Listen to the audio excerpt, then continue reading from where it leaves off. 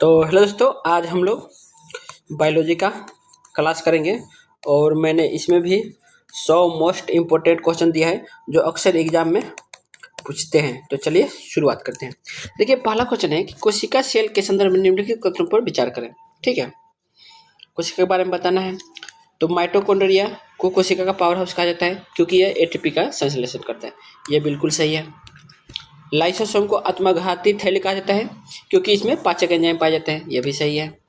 Ribosome पादप कोशिकाओं में पाया जाता है लेकिन जंतु कोशिकाओं में नहीं। देखिए, राइबोसोम ना दोनों में पाया जाता है, जंतु और पादप कोशिका में दोनों पाया जाता है, तो ये गलत हो गया। तो आपका केवल आंसर 1 और 2 हो जाएगा। ठीक, ये कॉन्सेप्ट है, आप लोग देख लीजिएगा और कॉन्सेप्ट से भी क्वेश्चन आते रहते हैं। ठीक, बोला है ये दोनों कोशिकाओं में पाए जाते हैं, ये बिल्कुल सही है। और प्रोटीन का संश्लेषण करता है राइबोसोम। पूछा जाता है कि प्रोटीन का संश्लेषण कौन करता है, तो राइबोसोम। माइटोकॉन्ड्रिया का अपना डीएनए और राइबोसोम होता है, ये भी सही है। मतलब ये कॉन्सेप्ट है, इसलिए इसे अर्ध स्वायत्त अंग कहा जाता है। पूछता है कि अर्ध स्वायत्त अंग किसे कहते हैं, तो माइटोकॉन्ड्रिया को। फिर बोला है कि लाइसोसोम जब कोशिका क्षतिग्रस्त होती है तो यह फट जाते हैं और अपनी ही कोशिका को पचा लेते हैं। इस वजह से इसको क्या बोलते हैं, अपनी ही कोशिका को खाने की वजह से इसको आत्मघाती थैली बोलते हैं। किसको, लाइसोसोम को। आगे क्वेश्चन देखते हैं। बोला है कि विटामिन की को सूची, विटामिन का उसका रासायनिक नाम से मिलान करना है। तो विटामिन ए को क्या बोलते हैं, तो रेटिनॉल बोलते हैं। विटामिन B12 को साइनोकोबालामिन बोलते हैं। विटामिन डी को कैल्सिफेरॉल बोलते हैं। विटामिन ई को टोकोफेरॉल बोलते हैं। तो आपका आंसर हो जाएगा बी। ठीक,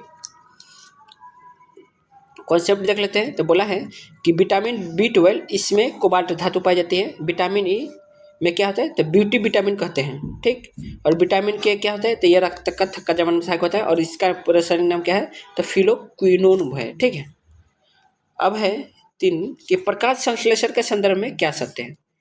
तो यह एक उपचयन या अपचयन अपक्रिया है जिसे रेडॉक्स अपक्रिया बोलते हैं। तो ये बिल्कुल सही है। इसमें जल का ऑक्सीकरण और कार्बन डाइऑक्साइड का अपचयन होता है, ये भी बिल्कुल सही है। और बोला है कि सौर ऊर्जा को रासायनिक ऊर्जा में बदला जाता है, ये बिल्कुल सही है। तो आपका आंसर हो जाएगा डी नंबर। ठीक, क्लोरोफिल में मैग्नीशियम धातु पाई जाती है। प्रकाश संश्लेषण का मुख्य उत्पादक ग्लूकोज और सह उत्पादक ऑक्सीजन होता है, यह भी बिल्कुल सही है। प्रकाश, लाल प्रकाश में यह क्रिया सबसे तेज और हरे प्रकाश में सबसे कम होती है। पूछता है कि सबसे ज़्यादा किस रंग में प्रकाश संश्लेषण ज़्यादा होता है, तो लाल में, और सबसे कम किस में, हरा में। रक्त के संदर्भ में कथनों पर कौन सा गलत है, तो रक्त एक तरल संयोजी ऊतक है, बिल्कुल सही है। मानव रक्त का पीएच मान 7.4 होता है, बिल्कुल सही है। आरबीसी का निर्माण प्लीहा में होता है, नहीं। आरबीसी का निर्माण कहाँ होता है, तो आरबीसी का निर्माण अस्थिमज्जा बोन मैरो में होता है। ठीक, और हीमोग्लोबिन में लोहा पाया जाता है। आपका गलत पूछा है तो गलत सी है, तो ये यही आंसर हो जाएगा। प्लीहा, इसे आरबीसी का क्या बोलते हैं, कब्रिस्तान बोला जाता है। और प्लाज्मा क्या होता है, तो रक्त का लाल लगभग 55% भाग होता है प्लाज्मा। अगला क्वेश्चन है कि ग्रंथि का उसका हार्मोन से सुमेलित करना है। तो अग्नाशय में क्या आपको पता है, तो इंसुलिन आपको पता है कि अग्नाशय में पाया जाता है, अग्नाशय के बीटा सेल से, बी सेल से। ठीक है, और पीयूष ग्रंथि क्या है, तो इसको मास्टर ग्रंथि भी बोलते हैं। और इसमें क्या होता है, वृद्धि हार्मोन निकलता है, क्योंकि ज़्यादा अगर वृद्धि हार्मोन ज़्यादा निकल जाएगा ना, तो आदमी एकदम भीम जैसा हो जाएगा, और वही कम निकलेगा तो क्या हो जाएगा, एकदम नाटा हो जाएगा, बौना हो जाएगा। थायराइड, या थायराइड से क्या होता है, तो थायरॉक्सिन हार्मोन कहाँ से निकलता है, तो थायराइड से। और एड्रेनलिन, तो एड्रेनलिन देखिए नाम है इस तरह, और या इसका अधिवृक्क का क्या नाम है, इंग्लिश में एड्रीनल, तो सेम दोनों नाम है, तो इससे रिलेटेड हो जाएगा। और एड्रेनलिन को अभी इसका कॉन्सेप्ट देखते हैं, तो हमारा आंसर हो जाएगा सी नंबर। ठीक, इसका कॉन्सेप्ट देखिए, इसका अच्छे से डिटेल है कॉन्सेप्ट में। तो बोला है कि इंसुलिन, इसकी कमी से क्या होता है, मधुमेह, डायबिटीज रोग होता है, जो चीनी बीमारी बोलते हैं। एड्रेनलिन, इसे लड़ो या उड़ो हार्मोन कहते हैं। तो लड़ो मतलब एड्रेनलिन से ही आप एकदम जोश में आ जाते हैं, गुस्सा हो जाता है आपको एड्रेनलिन हार्मोन से ही, या डर जाते हैं, तो यही मतलब आप जब गुस्सा होते हैं या डरते हैं तो आपका कौन हार्मोन निकलता है, तो एड्रेनलिन हार्मोन निकलता है। और पीयूष ग्रंथि को क्या बोलते हैं, मास्टर ग्रंथि, क्योंकि यह क्या करता है, अन्य ग्रंथियों को कंट्रोल करता है। अगला क्वेश्चन है कि डीएनए और आरएनए के संदर्भ में कथनों पर विचार करें। तो डीएनए में थायमिन पाया जाता है, जबकि आरएनए में क्या पाया जाता है, इसकी जगह यूरेसिल पाया जाता है। ये मैंने पिछले जब बायोलॉजी का क्लास कराया था उसमें मैंने बताया था, एनटीपीसी पीआईक्यू वाला क्वेश्चन में। तो ये भी सही है। डीएनए द्विकेंद्रित संरचना है और इसकी खोज किसने की थी, तो वाटसन और क्रिक, ये भी बताया है, तो ये भी सही है। आरएनए मुख्य रूप से केंद्र के बाहर कोशिका द्रव्य में पाया जाता है, ये भी बिल्कुल सही है। तो आपका आंसर 1 2 3 तीनों हो जाएगा। अब इसका कॉन्सेप्ट देख लेते हैं। तो नाइट्रोजन बेस क्या होता है, तो एडेनिन होता है, गुआनिन होता है, साइटोसिन, दोनों समान होते हैं। शर्करा में क्या होता है, तो डीएनए में डीऑक्सीराइबोज होता है। बोलता है कि डीएनए में कौन सा शर्करा होता है, तो डीऑक्सीराइबोज। और आरएनए में कौन सा शर्करा होता है, तो राइबोज। ठीक है, याद रखिएगा। अगला देख लेते क्वेश्चन। बोला है कि निम्नलिखित में से कौन सा रोग विषाणु के कारण नहीं होता है।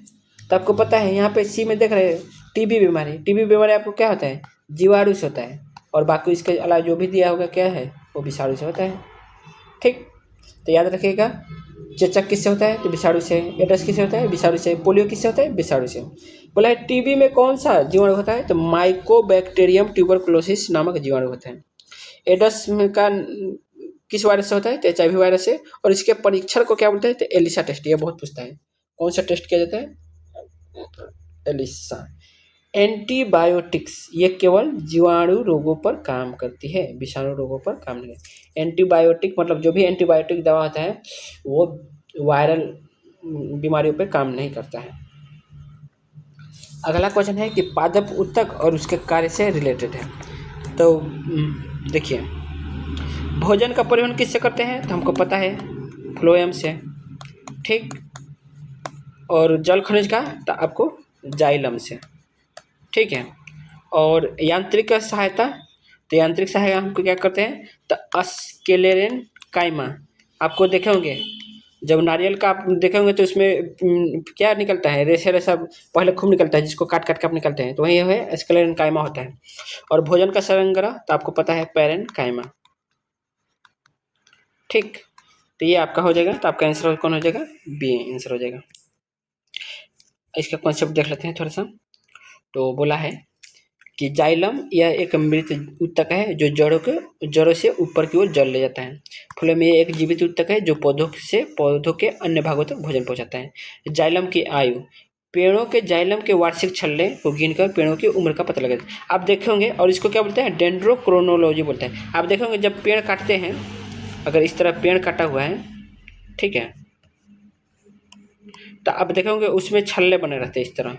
ठीक है, तो इसको क्या बोलते हैं, उसको उससे हम लोग उसकी उम्र का पता कर देते हैं कि पेड़ कितना, जितना छल्ला रहेगा उतना उसकी उम्र होती है। ठीक है, और अगला क्वेश्चन है कि मानव मस्तिष्क के संदर्भ में कौन सा कथन सत्य है।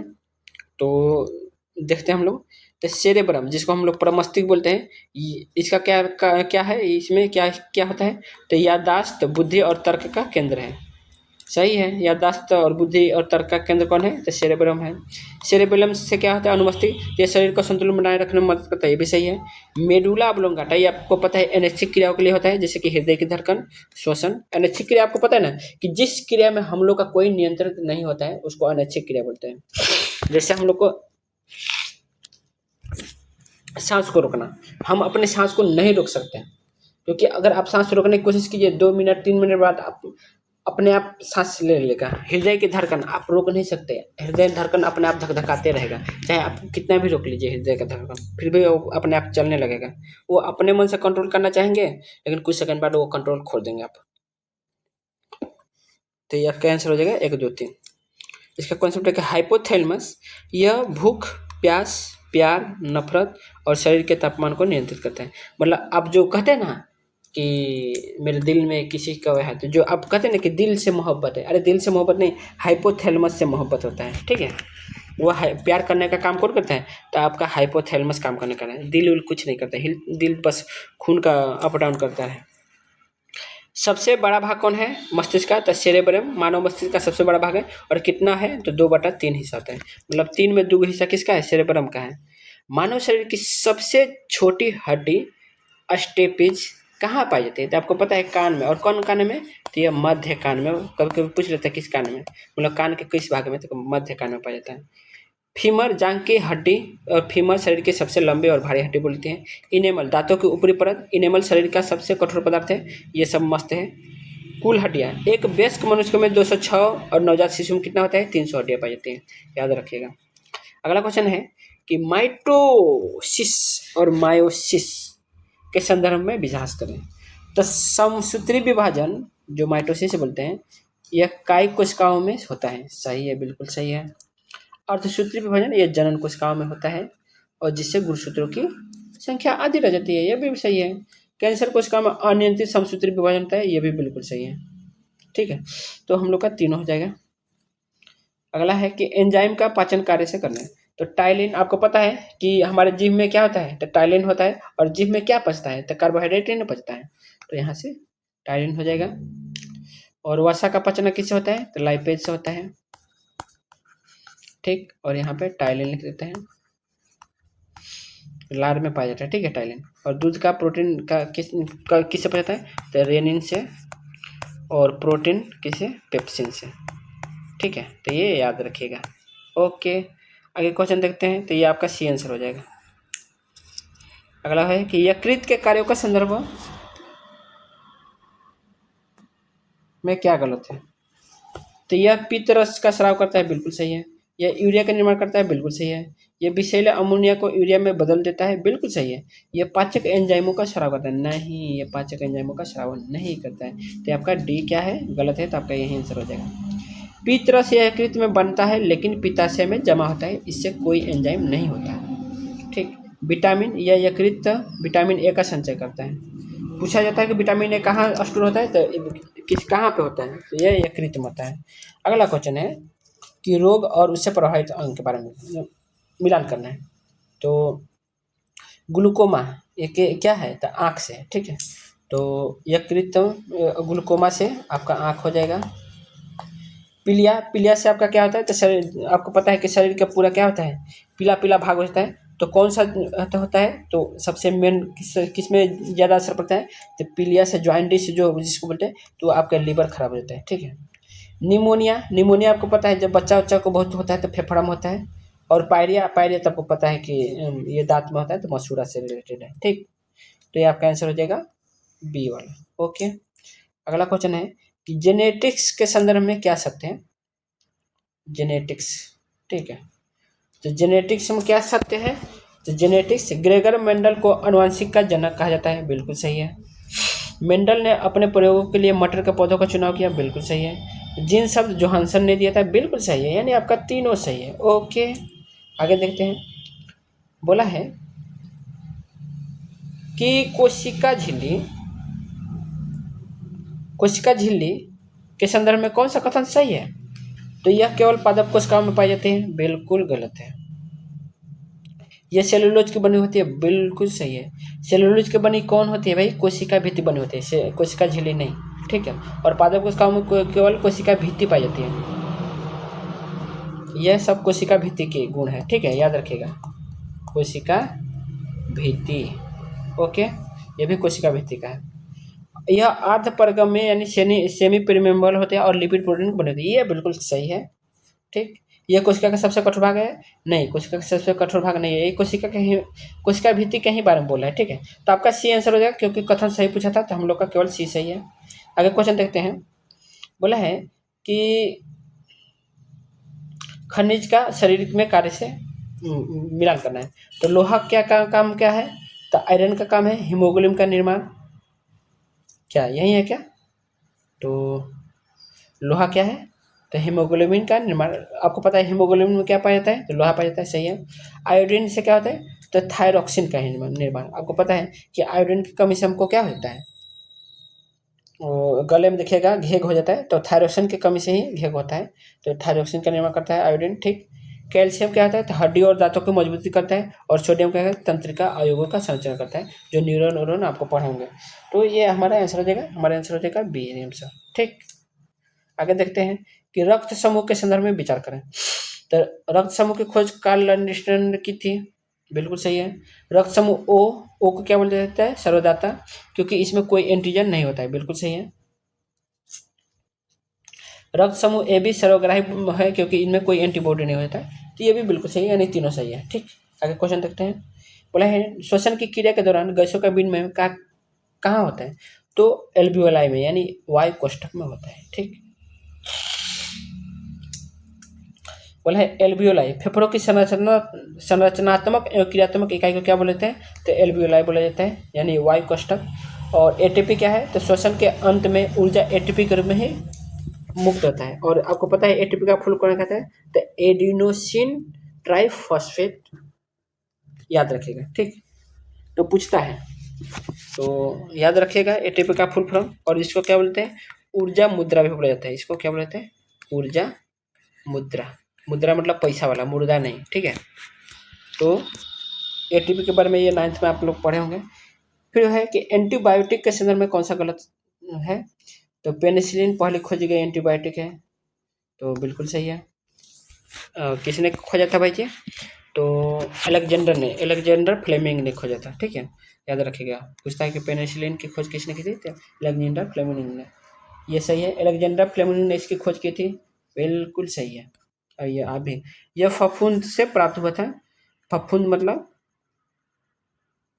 फंगस, फंगस मतलब क्या होता है?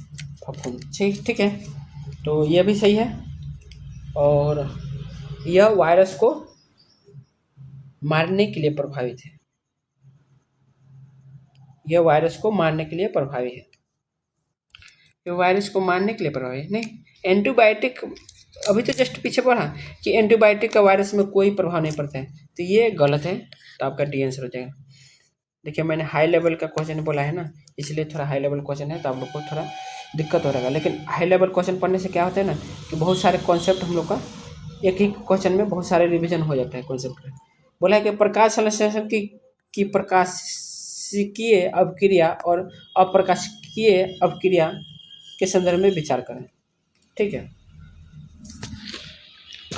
दो प्रकाश संश्लेषण का प्रकाशीय अपक्रिया में और अप्रकाशीय अपक्रिया के संदर्भ में विचार करें। प्रकाशीय अपक्रिया क्लोरोप्लास्ट के ग्रेना में होती है, बिल्कुल सही है। अप्रकाशिकीय अपक्रिया केल्विन चक्र जिसको बोलते हैं, क्लोरोप्लास्ट के कहाँ होते हैं? अस्ट्रोमा में होते हैं। देखिए ये सारे ना डायरेक्ट पूछ लेते हैं कि प्रकाशीय अपक्रिया का क्लोरोप्लास्ट का किस जगह होता है? तो ग्रेना में होता है, और अप्रकाशीय का अस्ट्रोमा में होता है। फिर बोला कि ऑक्सीजन का उत्सर्जन प्रकाशीय अपक्रिया के दौरान जल के प्रकाश अपघटन से होता है। क्या कह रहे हैं? ऑक्सीजन का उत्सर्जन प्रकाशीय अपक्रिया के दौरान जल के हाँ आपको पता है कि जल से ही तो हम लोग को ऑक्सीजन होता है, जब जल का अपघटन होता है। तो ये भी सही है, यानी तीनों सही है। ठीक, अब यहाँ पे हम लोग थोड़ा कॉन्सेप्ट देख लेते हैं। कॉन्सेप्ट में बोला है कि ग्रेना यह सौर ऊर्जा को एटीपी और NADPH में बदला जाता है। ठीक है, अस्ट्रोमा यहाँ CO2 का उपयोग करके शर्करा बनाई जाती है। ठीक, और क्लोरोफिल यह नीले और लाल प्रकाश में सबसे अधिक अवशोषित करता है। ठीक, इसलिए लाल और नीले में सबसे ज़्यादा प्रकाश संश्लेषण की क्रिया होती है। अगला क्वेश्चन है कि पादप हार्मोन मुख्य कार्य, पादप हार्मोन का मुख्य कार्य क्या है? तो पादप हार्मोन का मुख्य कार्य है, इसका मिलान करना है ना। तो ऑक्जिन हार्मोन का क्या कार्य है जी? तो ऑक्जिन का काम है शीर्ष प्रमुख यानी एपिकल डोमिनेंस करना। ठीक है, और फिर बोला कि जिबरेलिन, जिबरेलिन क्या होता है? तो बौने पौधों की लंबाई बढ़ाता है जिबरेलिन। साइटोकाइनिन क्या है? तो साइटोकाइनिन आपको पता है यह कोशिका विभाजन करता है। और एथिलीन क्या है? फलों को पकाता है। तो आपका कौन सा आंसर हो जाएगा? आपका बी आंसर हो जाएगा। ठीक, अगर हम कॉन्सेप्ट देखें तो एथिलीन एकमात्र गैसीय पादप हार्मोन है। पूछता है कि एकमात्र गैसीय पादप हार्मोन कौन है? तो एथिलीन है। एब्सिसिक एसिड, इसे तनाव हार्मोन यानी स्ट्रेस हार्मोन कहते हैं, क्योंकि यह वृद्धि को रोकता है और रंध्रों को बंद कर देता है। पूछेगा कि वृद्धि को कौन रोकता है? तो यह है एब्सिसिक एसिड। और तनाव हार्मोन किसको बोलते हैं? तो एब्सिसिक एसिड को। अगला क्वेश्चन है कि अनुवांशिक रोग के संदर्भ में कौन सा कथन सत्य है? तो हीमोफीलिया में रक्त का थक्का नहीं जमता है, इसे शाही रोग भी कहते हैं, बिल्कुल सही है भाई।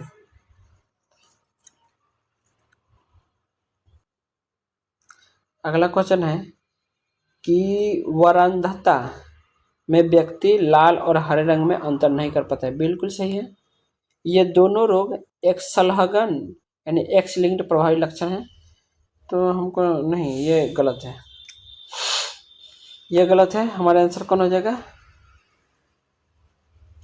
केवल एक और दो कथन सत्य बोला है ना, तो हमारा ए आंसर हो जाएगा। केवल एक, यहाँ पे थोड़ा ऑप्शन में गलत किया है, लेकिन हमारे मानिए कि एक और दो सही है। ठीक, स्पष्टीकरण देख लेते हैं। तो ये रोग एक संलग्न अपरवाही लक्षण है, इसे पुरुषों में अधिक होते हैं क्योंकि उनके पास केवल एक यक्ष गुणसूत्र होता है। वाहक महिलाएं, आमतौर पर इन रोगों की वाहक क्रिया होती है। जो रोग है ना उसमें वाहक का काम कौन करता है, तो महिलाएं करती है, ये कहना चाह रहे हैं। अगला क्वेश्चन है कि कोशिकांग को उसके खोजकर्ता वैज्ञानिक से सम्मिलित कीजिए। तो केंद्र की खोज किसने की थी, तो सबको पता है केंद्र की खोज रॉबर्ट ब्राउन ने किया था। और गोल्जी काय की, तो कॉमिलो गोल्जी ने। लाइसोसोम का, तो लाइसोसोम का आपको पता है किसने किया था, तो डी डुबे ने। और राइबोसोम को जॉर्ज पायलट ने। तो ये याद रखिएगा, आपका आंसर हो जाएगा बी नंबर। कवक और शैवाल के संदर्भ में निम्नलिखित कथनों पर विचार करें। कवक की कोशिका भित्ति काइटिन की बनी होती है, सही है। शैवाल की कोशिका भित्ति सेलुलोज की बनी होती है, सही है। और लाइकेन कवक और शैवाल के बीच का एक सामाजिक संबंध है, ये भी बिल्कुल सही है। लाइकेन यह वायु प्रदूषण विशेषकर SO2 के बेहतरीन सूचक होते हैं, बिल्कुल सही है। अगला क्वेश्चन है ग्रंथि का उसके स्रावित रस से करना है। तो जठर ग्रंथियां कौन सा रस छोड़ती है, तो जठर रस का छोड़ती है, जिसमें क्या होता है, हाइड्रोक्लोरिक अम्ल और पेप्सिन होता है।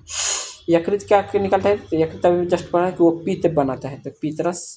और अग्नाशय आपको पता है क्या होता है, तो लार ग्रंथि में आपको पता है, लार ग्रंथि में लार निकलता है, तो अग्नाशय का ही जस्ट बचा, तो अग्नाशय में एमाइलेज, ट्रिप्सिन, लाइपेज, ये तीनों निकला। पूछता है कि एमाइलेज में कौन कौन निकलता है, तो एमाइलेज में नहीं, अग्नाशय में कौन कौन है, एमाइलेज, ट्रिप्सिन और लाइपेज। ठीक, ट्रिप्सिन क्या करता है, तो ये आप लोग देख जाएगा, ट्रिप्सिन आपके बचाता है प्रोटीन को और लाइपोज भी प्रोटीन को। ठीक है, एमाइलेज कार्बोहाइड्रेट को करता होगा, हाँ कार्बोहाइड्रेट को ही करता है। अगला क्वेश्चन है कि श्वसन के दौरान ग्लाइकोलिसिस की प्रक्रिया कहाँ संपन्न होती है, तो कोशिका द्रव्य में। भाई सर्दी हो गया, हम नहीं पढ़ाए। तो इसका कॉन्सेप्ट देखते हैं कि केब्स चक्र ये कहाँ होता है, तो ये माइटोकॉन्ड्रिया के मैट्रिक्स में होता है। और ऊर्जा ग्लाइकोलाइसिस में कुल 2 ATP और क्रेब्स चक्र में सहित पूर्ण ऑक्सीकरण के कुल कितना होते हैं, 36 से 38 ATP ऊर्जा बनती है। ठीक है, तो अगला क्वेश्चन देखते हैं। बोला है कि 28 कि ब्रिक की क्रियात्मक इकाई और इसमें मूत्र का क्षरण कहाँ होता है, तो इसकी क्रियात्मक इकाई क्या बोलते हैं, किडनी की, तो नेफ्रॉन। और वो कहाँ होता है क्षरण, तो ग्लोमेरुलस में। ओके, इसका कॉन्सेप्ट देख लीजिए। तो नेफ्रॉन क्या है, तो एक ब्रिक में 10 लाख नेफ्रॉन होते हैं। डायलिसिस, ब्रिक के खराब होने पर कृत्रिम रूप से रक्त साफ करने की प्रक्रिया क्या कहलाती है, तो डायलिसिस कहलाती है। ये सब आपने 10 वर्षों में पढ़ा होगा। अगला क्वेश्चन है कि विटामिन के संदर्भ में कौन सा युग्म सही सम्मिलित नहीं है, तो है, देखिए, विटामिन B1 बेरी बेरी, ये तो सही है। विटामिन C स्कर्वी रोग होता है, सही है। विटामिन D से क्या होता है कि वो जो रिकेटस होता है, ठीक है, रिकेटस या ऑस्टियोपोरोसिस होता है, बांझपन ये होता है, तो ये विटामिन E से होता है। ठीक है, विटामिन E से ही आपका बांझपन होता है। और विटामिन A रहता है, तो ये विटामिन C आपका आंसर हो जाएगा। क्योंकि बोला है कि सुमेलित नहीं है, तो आपका D से रिकेटस होता है, ना कि बांझपन होता है, तो ये गलत है। तो और गलत ही ढूंढना था। कॉन्सेप्ट देखते हैं कि विटामिन D, इसकी कमी से बच्चों में रिकेटस और वयस्कों में ऑस्टियोमेलेसिया, ऑस्टियोमेलेसिया मतलब हड्डियों का नरम होना, ये होता है। ठीक है, विटामिन E से क्या होता है, इसकी कमी से ही जनन शक्ति में कमी होती है और बांझपन आता है। ठीक, मानव हृदय के संदर्भ में निम्नलिखित कथनों पर विचार करें। मानव हृदय में क्या होते हैं, 4 कक्ष होते हैं, जिसमें 2 अलिंद और 2 निलय होते हैं। दाएं हिस्से में अशुद्ध रक्त और बाएं हिस्से में शुद्ध रक्त, ये भी सही है। ठीक, पेसमेकर, ठीक है, ऐसे नोट, दाएं अलिंद में स्थित होता है जो धड़कन शुरू करता है, तो ये भी सही है। ठीक है, पूछता है कि पेसमेकर कहाँ पाया जाता है, तो वो पाया जाता है आपके हृदय में, तो ये तीनों सही है।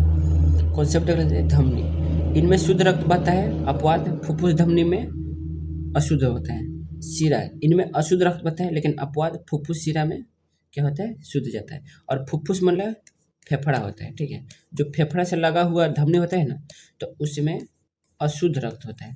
तो आपको पता होगा, 10वीं में पढ़े होंगे तो ये प्रक्रिया पता होगा कि क्यों उसमें अशुद्ध रक्त जाता है धमनी होते हुए भी। तो ये चीज़ है। चलिए आगे बढ़ते हैं।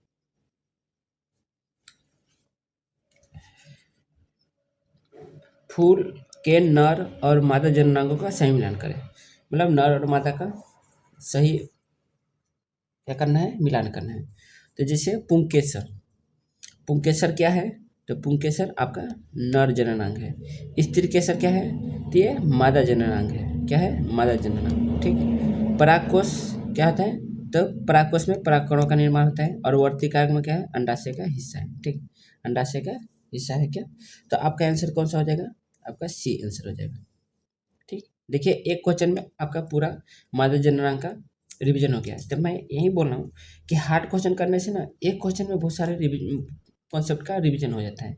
इसलिए मैं हार्ड क्वेश्चन लाया हूँ, क्योंकि हम लोग रिवीजन की तरह कर रहे हैं ना। हम लोग पढ़ाई तो बाद में कर लेंगे, लेकिन रिवीजन के जैसे कर ले रहे हैं। तो आगे चलते हैं। बोला है कि निम्नलिखित में से कौन सा रोग प्रोटोजोआ के कारण होता है, तो मलेरिया। ठीक, और मलेरिया के बारे में देख लेते हैं। यह प्लाज्मोडियम यानी प्रोटोजोआ से होता है और मादा एनफ्लूएंजा मच्छर इसका वाहक होता है। दवा इसके इलाज के लिए कौन सा होता है, तो कुनैन का प्रयोग का होता है। जो किसके छाल से होता है, तो सिनकोना का पेड़ से। ये भी बहुत पूछता है, ये दोनों कॉन्सेप्ट पूछता है एग्जाम में, डायरेक्ट पूछता है, देख लीजिएगा। गुणसूत्र के संदर्भ क्या है सत्य है, तो मानव में 23 जोड़े कुल 46 गुणसूत्र होते हैं, ये भी सही है। 22 जोड़े ऑटोसोम कहलाते हैं जो लिंग निर्धारण नहीं करते हैं, ये भी सही है। क्योंकि जो आपको पता है कि एक्स क्या होते हैं 44, और मात्र दुग में क्या होता है XY होता है, और यही जो लिंग निर्धारण करते हैं। और इसमें क्या है, लिंग निर्धारण ऑटो, ये इसको ऑटोसोम बोलते हैं। तो ऑटोसोम से लिंग निर्धारण नहीं होता है, तो ये भी बिल्कुल सही है। 23वां जोड़ा लिंग गुणसूत्र का कहलाता है, जिसे यही है, ये बोला है। तो देखिए एक्स और वाई आपको पता है कि अगर एक्स गया लड़की में तो क्या हो जाएगा, बेटी होगा, और वाई गया तो बेटा होगा। तो यही वाला वर्ड है, लिंग निर्धारण करता है, तो ये सही है। तो आपका तीनों सही है। अस्थि को मांसपेशी से जोड़ने वाले उत्तक को क्या कहते हैं, तो आपको मैंने सूत्र बताया है कि BLB और MTB। अगर ये रहेगा तो क्या होगा, ये बोन से बोन हो जाएगा, क्योंकि बी से क्या होता है बोन, और एल से होता है लिगामेंट। यानी बोन से बोन जोड़ना, नहीं अस्थि को अस्थि जोड़ने वाला क्या होता है, लिगामेंट होता है।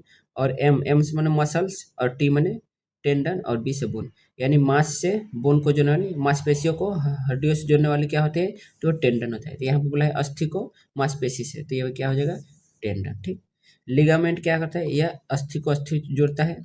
याद रखने के लिए MBT, ये MBT और BBL। तो मैंने ये करा है कि मतलब ये पहले ही कर दिया है इन लोग को, इसको पहले ही लिख दिया है। जबकि मैं जो बोला हूँ BLB MTB, तो आप दोनों में से कोई भी कर सकते हैं। ठीक है।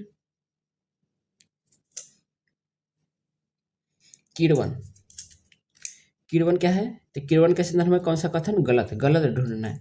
यह ऑक्सीजन की अनुपस्थिति में होता है, बिल्कुल सही है, ये होता है। इसमें शर्करा का अपघटन अल्कोहल और CO2 में होता है, सही है। लुईस पास्चर ने इसकी खोज की थी, सही है। इसमें केप्स चक्र की क्रिया संपन्न होती है, ये गलत है। केप्स चक्र की संपन्न किस में होता है, आपको पता है, माइटोकॉन्ड्रियम मैंने बताया। तथ्य क्या है, तो केप्स चक्र केवल ऑक्सीजन की उपस्थिति में होता है, जो कि ऑक्सीजन की उपस्थिति में वायु श्वसन है, और कहाँ होता है, माइटोकॉन्ड्रियम होता है। ठीक है, तो ये आपका कॉन्सेप्ट हो रहा। तो हमारा आंसर क्या हो जाएगा, डी, क्योंकि गलत ढूंढना था। अगला क्वेश्चन है कि प्राणी और उसके श्वसन अंग से, तो मछली किससे लेता है, तो गलफड़ा से लेता है। केचुआ किससे लेता है, तो त्वचा से लेता है। कीट किससे लेता है जी, तो मनुष्य पहले लेता है फेफड़ा से। और कीट किससे लेगा, तो कीट का आपको पता है ट्रैकिया नाम से होता है। ठीक है ना। तो आपका आंसर क्या हो जाएगा, ए का 2 सही है, ए का 2।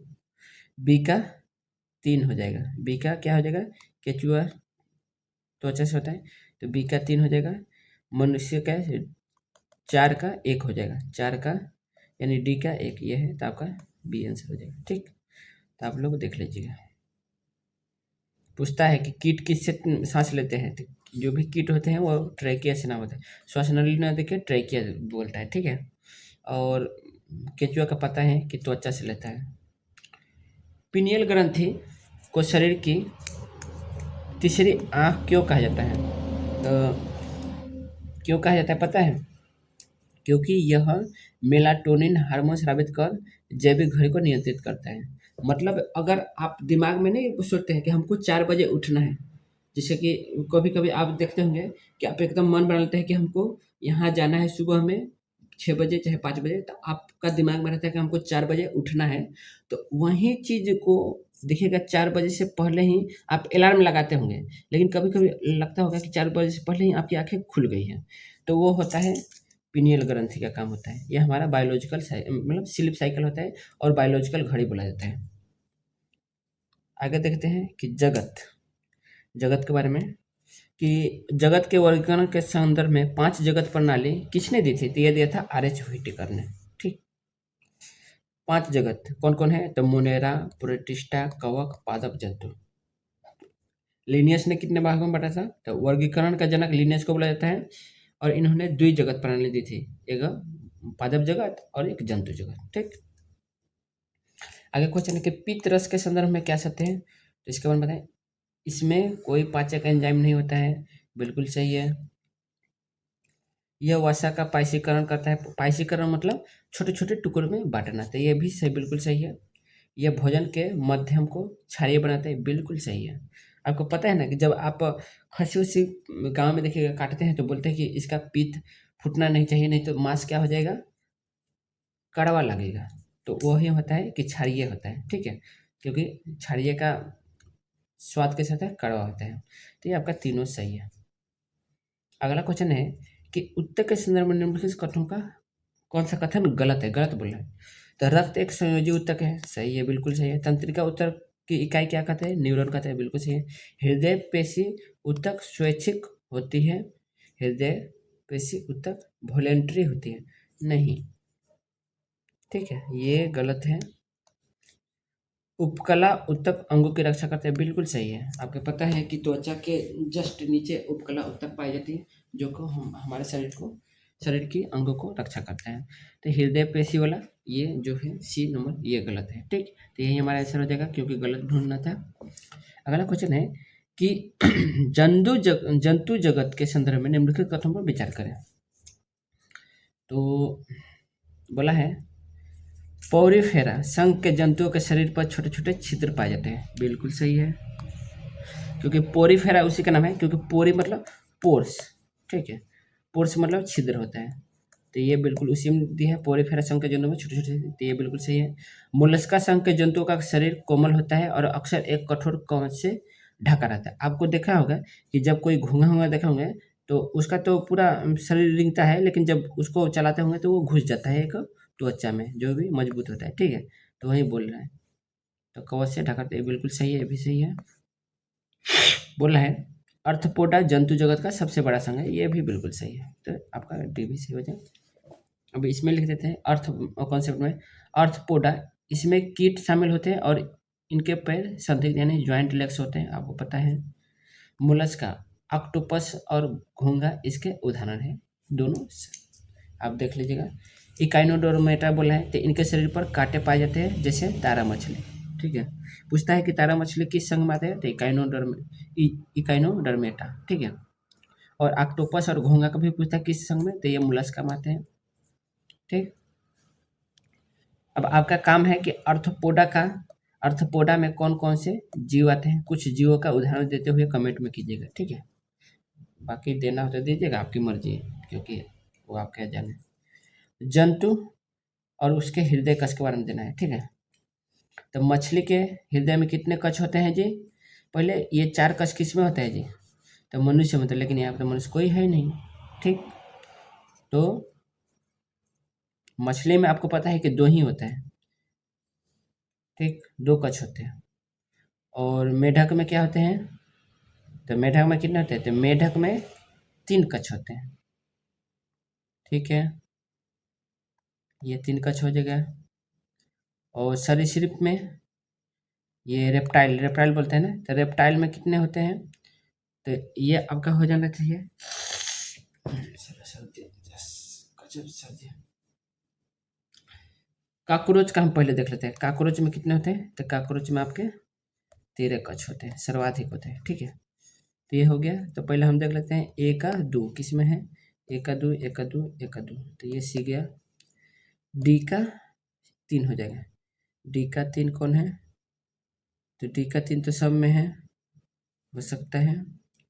और मेढक का रेप्टाइल, और ये मेढक उभयचर है, तो उभयचर का आपको पता है कितना, 3 कश पाए जाते हैं, तो बी का 4 हो जाएगा। ठीक है, 4, यानी आपका आंसर ये हो जाएगा। यहाँ पे गलती दी है, सी का भी दे दिया है, सी का कितना होना चाहिए, तो सी का आपका 1 होना चाहिए। ठीक है, यहाँ पे सी का 1 होना चाहिए। ठीक, याद रखिएगा कि रेप्टाइल में 4 कश होते हैं। ठीक, सरीसृप में कौन आता है आपको पता है ना, तो सरीसृप में जो रेंगने वाले होते हैं तो उनका होता है। ठीक है ना, तो याद रखिएगा। हम लोग कॉन्सेप्ट देख लेते हैं।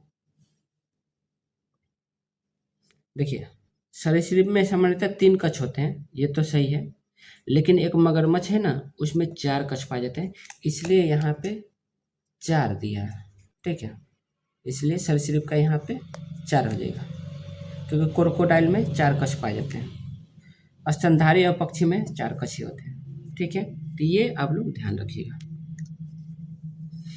अगला क्वेश्चन है कि पारिस्थितिक के संदर्भ में खाद्य श्रृंखला के कथनों पर विचार करें। तो ऊर्जा का प्रवाह हमेशा एक दिशीय होता है, प्रत्येक पोषण स्तर से केवल 10% ऊर्जा ही अगले स्तर पर पहुंचती है, ये लिंडमैन का नियम पूछता है। लिंडमैन का ये 10% ऊर्जा का प्रवाह किसका नियम है, तो लिंडमैन का, ये बिल्कुल सही है।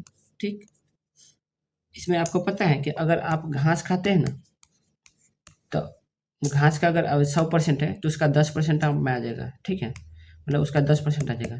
लेकिन अगर आप घास के बाद अगर किसी बकरी को खाते हैं तो घास के बाद में उसमें 10% आया होगा, फिर अगर 100, इसका मान लीजिए 100 है, तो अगर घास खाते हैं तो आपको डायरेक्ट 10% ऊर्जा मिलेगा, 10 ऊर्जा मिलेगा। ठीक है, 10 यूनिट ऊर्जा मिलेगा। ठीक है, लेकिन अगर आप घास के बाद बकरी को खाते हैं तो घास के बाद में बकरी को मिला 10 यूनिट, अब 10 का आपका 10% मिलेगा। ठीक है, मतलब आपको केवल 1 यूनिट ऊर्जा मिलेगा।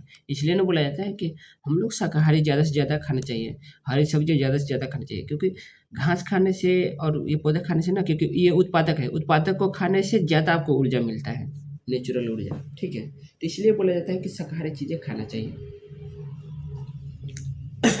एक पारिस्थितिक तंत्र में ऊर्जा का पिरामिड हमेशा सीधा होता है, ये भी बहुत पूछता है। ये तीनों जो कॉन्सेप्ट है ना, बहुत ही पूछता है, तो एक बार इस तीनों को हमेशा याद रखिएगा।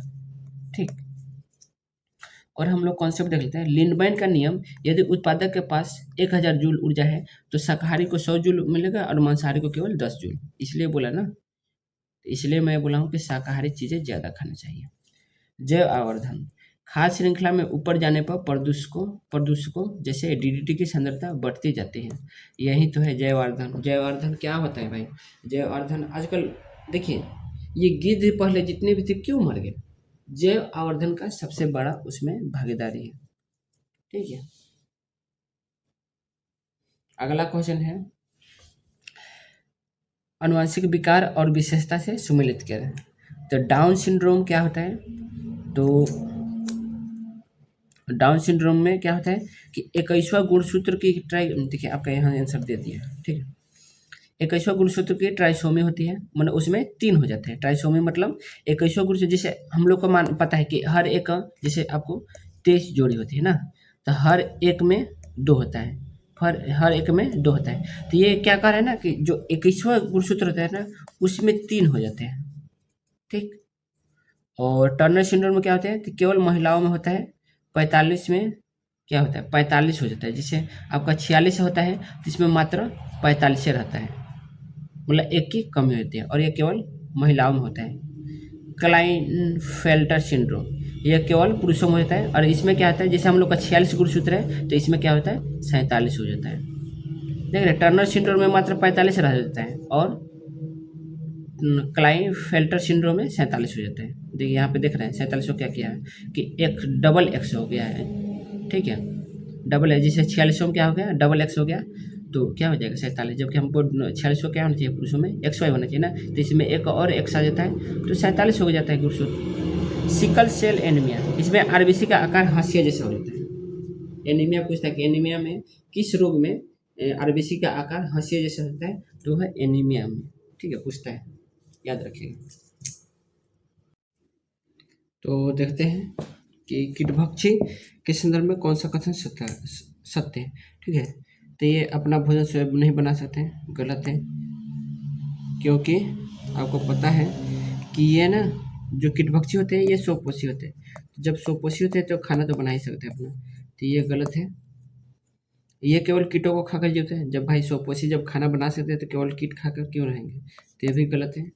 ये प्रकाश संश्लेषण करते हैं, जब स्वपोषी है तो प्रकाश संश्लेषण करेंगे, सही है। लेकिन नाइट्रोजन की कमी पूरा करने के लिए कीटों खाते हैं, ये बिल्कुल सही है। मतलब अगर कीटभक्षी को बोल दे कि एक क्वेश्चन भी आता है कि कीटभक्षी पौधे कीड़ों को क्यों खाते हैं, तो वो अपनी नाइट्रोजन को पूरा करने के लिए खाते हैं। आखिर क्यों? क्योंकि इनका ना ये वहीं उसी जगह उगते हैं जहाँ पर नाइट्रोजन की कमी होती है। ये केवल मरुस्थलीय क्षेत्र में पाए तो ये गलत है। ठीक है, तो ये हमारा सी आंसर हो जाएगा सत्य, बाकी तीनों गलत है।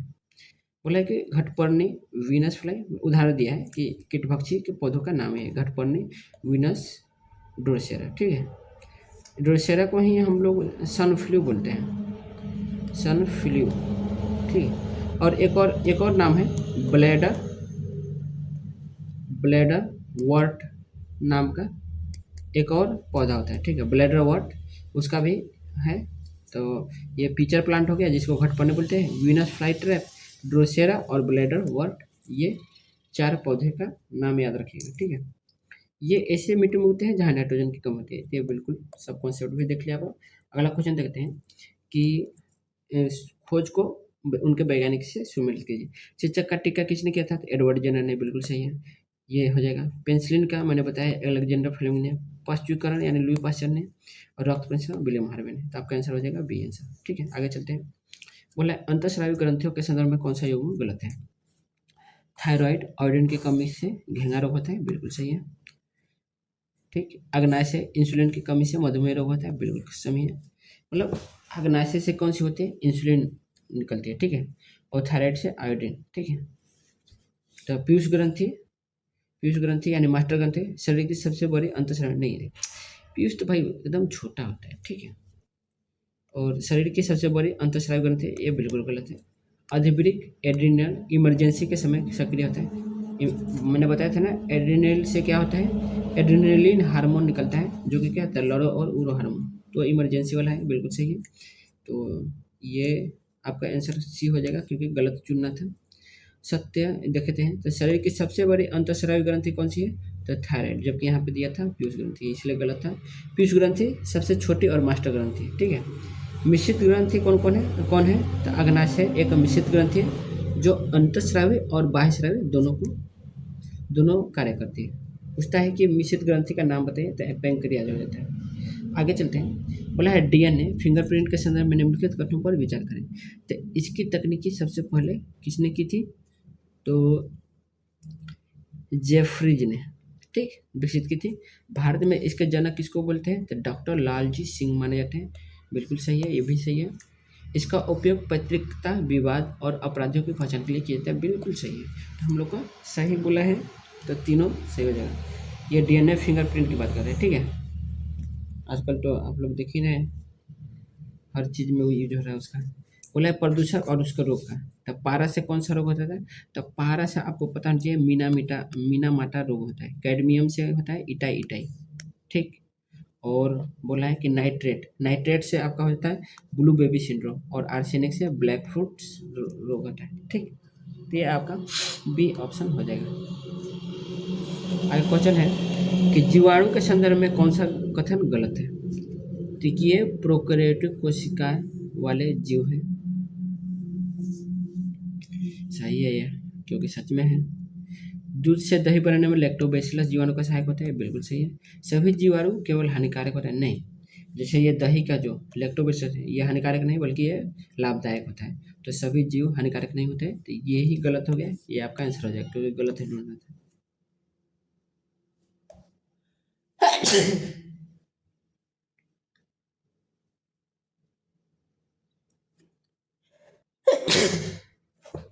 सभी जीवाणु केवल देखिए डी वाला है, नाइट्रोजन स्थिरीकरण के लिए राइजोबियम जीवाणु उत्तरदायी होते हैं।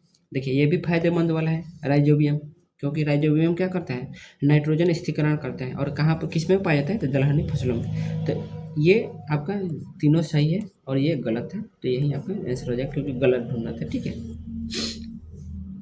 कॉन्सेप्ट लिखते हैं कि उपयोगिता प्रतिजैविक एंटीबायोटिक बनाने वाले खाद बनाने में जीवाणु उपयोग होते हैं। ठीक है, पता है कि एंटीबायोटिक में केवल कौन, जीवाणु में ही काम करते हैं। फलीदार पौधे राइजोबियम दालों की जड़ों की ग्रंथियों में पाए जाते हैं, ये सही है। तो चलिए आज के लिए बस 85 क्वेश्चन देखते हैं, हम लोग अगले क्लास में देख लेंगे 51 से। ठीक, तो और आज ही इसको भी आज ही मैं डाल दूंगा, तो देख लीजिएगा। और आपको अच्छा लगे तो लाइक कीजिएगा और कमेंट भी किया कीजिए, क्योंकि कमेंट से ना थोड़ा लगता है कि आप लोग सच में पढ़